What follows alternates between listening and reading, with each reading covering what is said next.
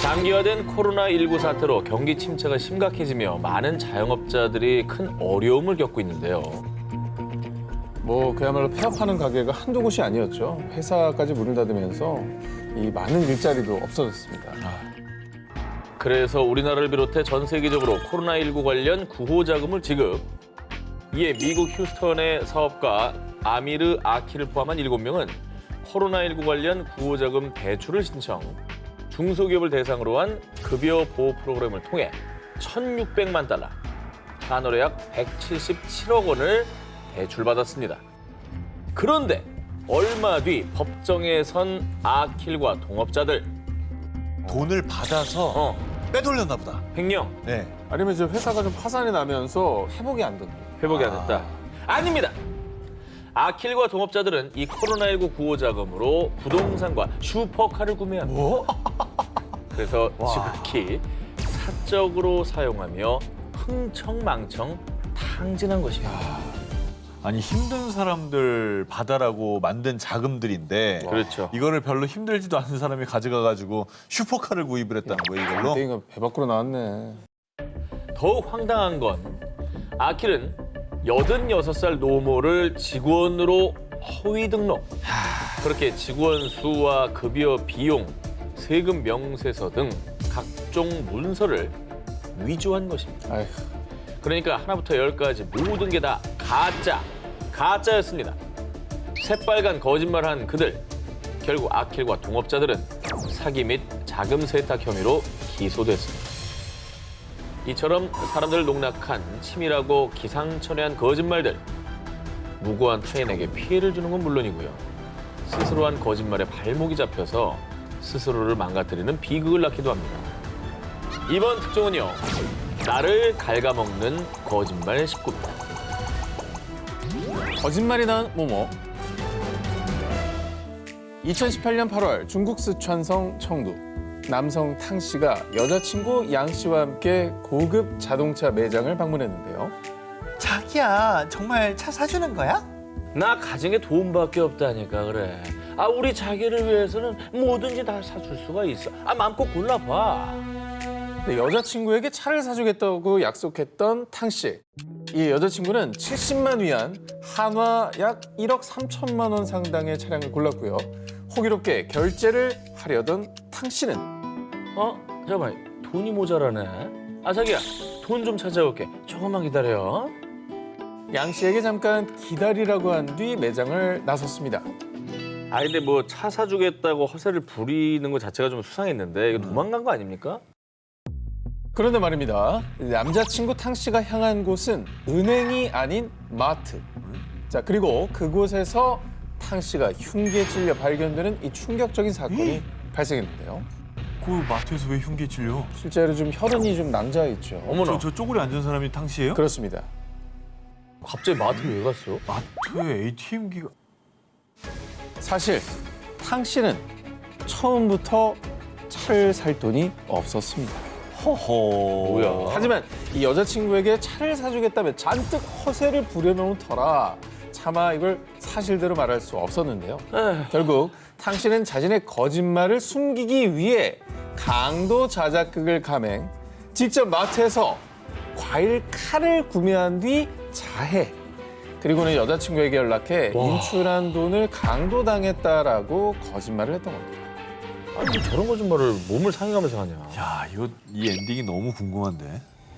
네, 강도 자작극을 벌인 탕 씨는 경찰서에서도 끝까지 강도를 당한 거라며 뻔뻔하게 거짓말을 했지만요. 경찰이 이 당시 상황이 적나라하게 찍힌 인근 CCTV를 확보하자 결국 사실을 실토, 열흘 구금형과 벌금을 부과받았습니다. 타인뿐만 아니라 본인까지도 해치는 거짓말. 본인을 위해서라도 제발 정직하게 삽시다. 모모의 끝나지 않은 거짓말. 캐나다인 14살 납치 피해자 오로라 헵번, 스웨덴 왕족 아니카 데커, 미국인 보모 17살 하퍼 에르난데스, 캐스팅 에이전트 미세스 저비스. 혹시 이들의 공통점이 뭔지 아시겠습니까? 거짓말쟁이들. 각국을 대표하는. 각국을 대표하는 거짓말쟁이들이다. 아니면 한 사람의 거짓말에 농락당한 피해자들? 피해자들. 연쇄 피해자. 이들의 공통점은 바로 동일인물. 모두 한 사람이라는 겁니다. 호주, 아일랜드, 캐나다 등에서 약 70개의 가명으로 신분을 속여온 일명 연쇄 사기꾼의 진짜 정체는요. 30대 여성 사만다 아조파르디입니다. CIA예요? 아니, 내가 무슨 이름으로 사기쳤는지도 기억 못하겠다. 원래 이름도 기억 안 나겠다. 그러니까. 이 연쇄 사기꾼 사만다의 화려한 거짓말들이 세상에 드러나게 된 건 2013년 아일랜드에서부터였습니다. 그녀는 우체국 앞에서 서성거리는 농아 소녀로 언론의 주목. 당시 20대 호주인이었지만 손짓으로 자신을 14살로 속였고요. 그녀의 신분을 찾아주기 위해 아일랜드 경찰, 법의학연구소, 출입국 관리국, 인터폴 등 수많은 공권력이 투입되게 만들었지만 곧 그녀의 진짜 정체가 탄로났는데요. 그 이후에도 연쇄 사기꾼 사만다의 거짓말은 상상을 초월했습니다. 주로 10대 소녀인 척, 피해자인 척, 사람들을 속여 보호를 받거나 심지어 학교에 입학하기도 했고요. 2018년엔 신분을 속이고 보모로 일하던 집주인의 신분을 도용. 2019년 호주에 위치한 프랑스인 가정에서 10대 소녀 보모 사카로 사람들을 속이던 중 자신이 돌보던 아이들을 납치한 혐의로 체포됐는데요. 약간 리플리 증후군인가? 약간 거짓말을 지금 한두 번 한 게 아니잖아요. 수사기관들이 얼마나 고생했겠어요, 이것 때문에. 민폐죠, 민폐. 법원은 극단적인 유형의 거짓말이 내부적으로 동기가 부여됐으며 재범의 위험이 높다며 아동 납치 혐의 등으로 징역 2년을 선고했습니다. 그런데 그녀는 석방 후 2021년 정신과 의사를 찾아가 전 사실 성폭행 피해자예요. 브리즈번에서 성폭행 피해를 입었다고 밝혔는데요. 이게 진짜 사실이라면 요 마음의 병을 얻어서 계속 다른 사람의 인격으로 살고픈 그런 마음이 좀 반영이 된 게 아닌가 싶어요. 하지만 성폭행 피해를 당했다는 이야기마저 새빨간 거짓말이었습니다. 진짜 없네. 아, 결국 2022년 5월에도 또 사기죄로 재판을 받았고요. 뻔뻔하게도 제가 그런 거짓말을 했다고요? 저는요 하나도 기억나지 않아요. 와. 라며 발뺌. 이에 법원은 정신건강치료와 함께 3년간 지역사회 교정을 명령했습니다. 아 진짜 조금 제대로 치료를 받아야 되지 않을까 싶어요. 거짓이 거짓을 낳고 그 거짓에 자신까지 가두고만 사기꾼. 거짓된 인생이 아니라 진짜 자신의 인생을 살길 바랍니다. 모모는 못 참아. 2019년 3월 중국 후베이성 30대 여성 유 씨와 남성 린 씨는 2달째 알콩달콩 사랑을 키워왔는데요. 그러던 어느 날 린 씨에게 걸려온 다급한 전화 한 통. 전 남편이 나를 납치했어. 제발 살려줘. 납치됐다는 여자친구의 충격적인 말에 패닉에 빠진 린 씨. 그리고 얼마 뒤 납치범인 유 씨의 전 남편으로부터 메시지가 왔습니다. 그 여자는 내 손에 죽었어. 시신은 호수에 버려뒀으니 찾기 힘들 거야. 여자친구 유 씨가 살해됐다는 충격적인 메시지. 린 씨는 곧장 공안에 신고했고요. 수사에 착수한 공안은 얼마 지나지 않아 범인을 발견, 체포했습니다. 그 전 남편이 범인이 맞았던 거죠? 아니면 제3의 인물? 제3인물. 아, 주제가 주제니까 불안해. 공안이 체포한 범인은 유 씨를 살해했다고 메시지를 보낸 전 남편이 한이었습니다. 응? 심지어 전 남편에게 살해된 줄 알았던 피해자 유 씨는 멀쩡히 살아 있었는데요. 뭐야? 어떻게 된 거야? 호수에 버렸다며. 뭐 보이스피싱 당한 거 아니에요? 오. 보이스피싱범이 린 씨의 목소리를 흉내내면서 아, 납치 당했다는 것 네. 자체도 허위를 보낸 거다. 그렇지. 아하. 그러니까 돈 보내라 뭐 이런 거 아니에요? 오. 사실 이 사건의 진범 바로 유 씨 본인. 네? 전화에서 납치됐다는 유 씨의 말은 거짓말이었고요. 린 씨에게 유 씨를 살해했다고 메시지를 보낸 사람 역시 유 씨 본인. 모두 유 씨의 자작극이었던 겁니다. 남자친구한테 그런 거짓말을 왜 해? 그렇게 거짓말해서 얻을 게 뭐가 있지? 유 씨가 거짓말을 한 이유는 더욱더 충격적이었습니다. 남자친구 집이 너무 허름했어요. 전 정말 그렇게 가난할 줄은 몰랐거든요. 2달 전 남자친구 린 씨의 본가에 방문한 유 씨. 린 씨의 가난한 형편을 알게 된 뒤 이별을 결심합니다. 하지만 린 씨가 이별 통보를 받아들이지 않을 거란 생각에 이렇게 후지, 납치, 살인, 자작극이라는 어마어마한 거짓말을 한 겁니다. 이후 유 씨는 사회 질서를 어지럽힌 혐의로 열흘간 구금 처분을 받았습니다. 모모의 장례식. 2018년 온두라스.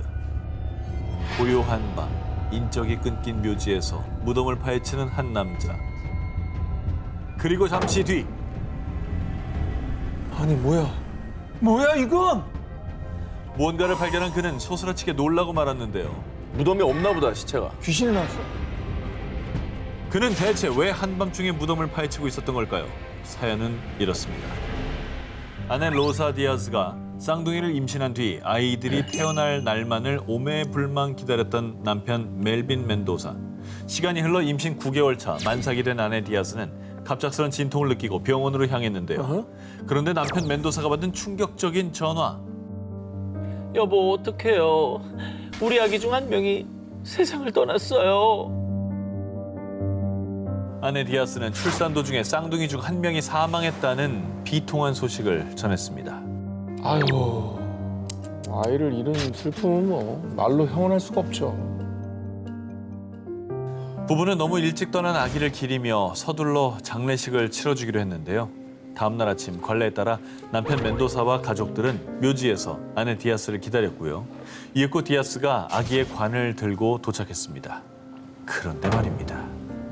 여보, 우리 아기 얼굴 한 번도 못 봤는데 마지막 얼굴이라도 보고 싶어요. 처음이자 마지막으로 아기의 얼굴을 보고 싶었던 멘도사. 하지만 아내 디아스는 관을 열어보자는 멘도사의 요청을 극구 거절했습니다. 불안하다. 끝까지 아기 얼굴을 보여주지 않은 아내 디아스. 결국 아기 얼굴 한 번 보지 못하고 장례식을 마쳐야 했던 멘도사는 마음 한구석에 의심을 지우지 못했는데요. 그래. 게다가 그의 친구들 또한 무언가 숨기려는 듯한 그녀의 태도에 수상함을 느끼기는 매한가지였고요. 혹시 숨겨진 진실이 있는 건 아닐까 의심스러웠던 멘도사는 결국 땅에 묻은 아기의 무덤을 열었던 겁니다. 그렇게 다시 열어본 아기의 관. 정말 충격적이게도 관 안에는 아기의 시신이 아닌 아기 인형이 들어있었습니다. 에이, 뭐야? 아니 왜 저런 짓을 해? 아, 아기 관이구나, 저게. 근데 저 인형을 넣었다고? 왜? 뭐야? 왜? 알고 보니 아내 디아스의 쌍둥이 임신은 애초에 거짓말. 아내 디아스는 출산일이 임박해오자 거짓말이 들킬까 봐 태어나지도 않은 아기가 사망했다며 또 거짓말을 했고요. 존재하지 않는 아기 대신 아기 인형을 묻어서 모두를 속이려 했던 겁니다. 그리고 병원에서 치료 중이라는 또 다른 쌍둥이는 건강이 악화돼 사망했다는 또 다른 거짓말까지 치밀하게 계획해두었습니다. 아니, 뭐하러? 왜? 뭐로? 애초에 그냥 임신한 게 사실이 아니다 이렇게 고백하면 나 되는 일 임신 아닙니까? 아니었어, 여보. 그러면 되는 거 아니야? 왜 그렇게 하지? 거짓말이 또 다른 거짓말을 부르며 일어난 비극. 결국 그 끝없는 거짓말이 그녀를 믿었던 사람들은 물론 자기 자신까지 갉아먹는 족쇄가 됐던 건 아닐까요? 치료사가 알고 보니 모모?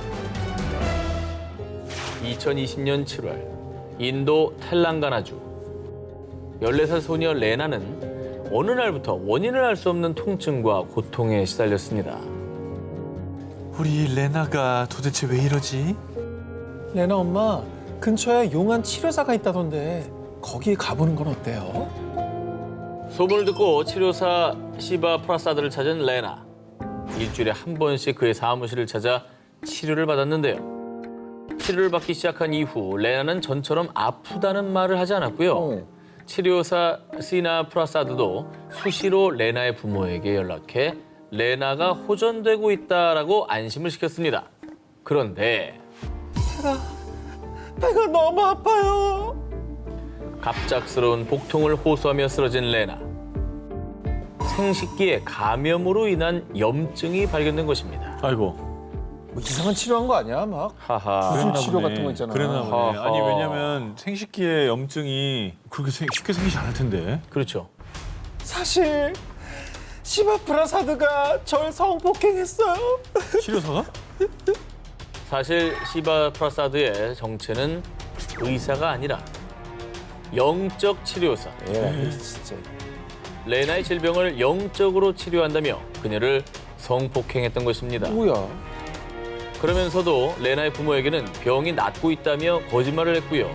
레나에게는 성폭행 사실을 발설하면 죽이겠다고 협박까지 했습니다.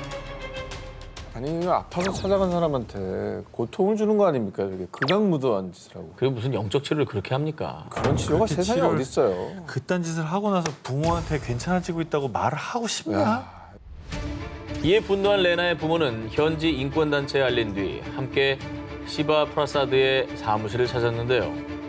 레나의 부모는 시바 프라사드를 보자마자 분노! 순식간에 난투극이 벌어졌고요. 시바 프라사드는 레나의 부모와 인권단체 사람들에게 구타당한 뒤 경찰로 넘겨졌습니다. 아이한테 너무나 큰 상처를 남겼죠. 네, 정신적인 상처, 신체적인 상처 어떻게 보상할 겁니까? 그거? 거짓말과 추악한 악행으로 한 소녀의 인생을 망가뜨린 죄, 상처받은 사람들의 고통은 어떤 식으로도 보상할 수 없다는 걸 깨닫고 진심으로 뉘우치길 바랍니다. 2004년 중국 베이징. 타지에서 외로운 생활을 하던 왕 씨는 적 씨를 만나 둘도 없는 친구가 됐고요. 한 집에 같이 살면서 돈독한 우정을 이어갔습니다.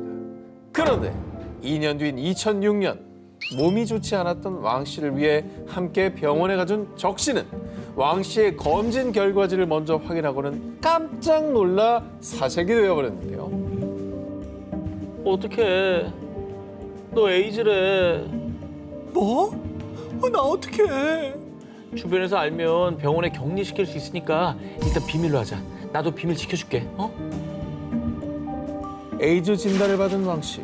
친구 적 씨는 그녀를 위로하며 비밀을 지켜주기로 약속했습니다.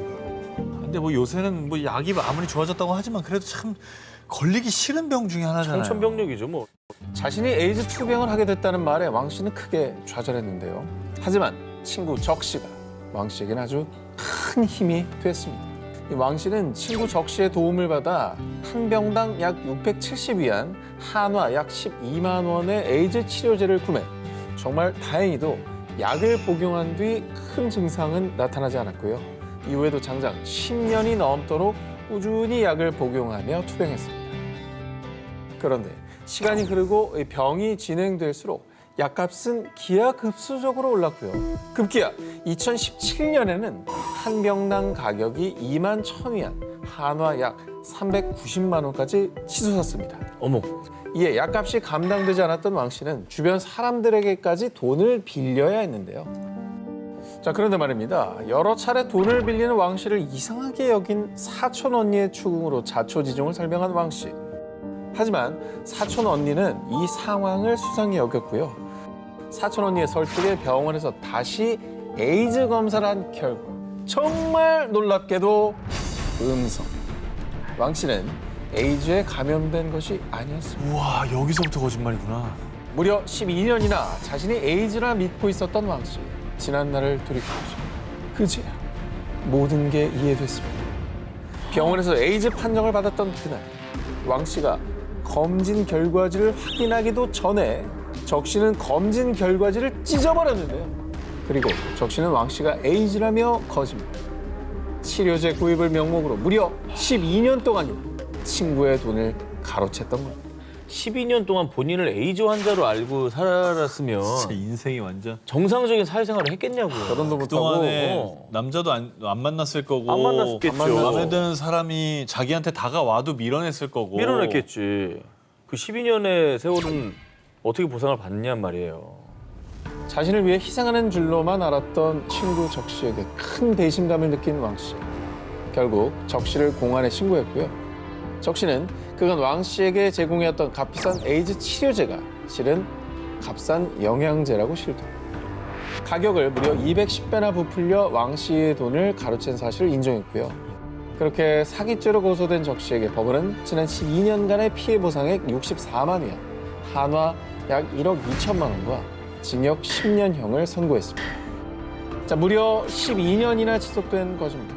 한 사람의 인생을 뒤흔들고 친구의 믿음을 배반한 죄는 그 무엇으로도 배상할 수 없을 것입니다.